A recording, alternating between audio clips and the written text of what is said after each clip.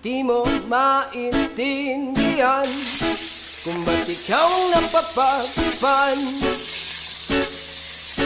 ng halik ng kamalasan. Tinapang mong marahan ng hagdanan para lamang makidlatan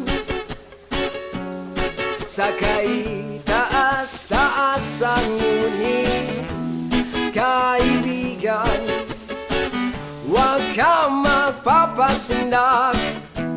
Kaibigan, easy lang saya. Dahil wala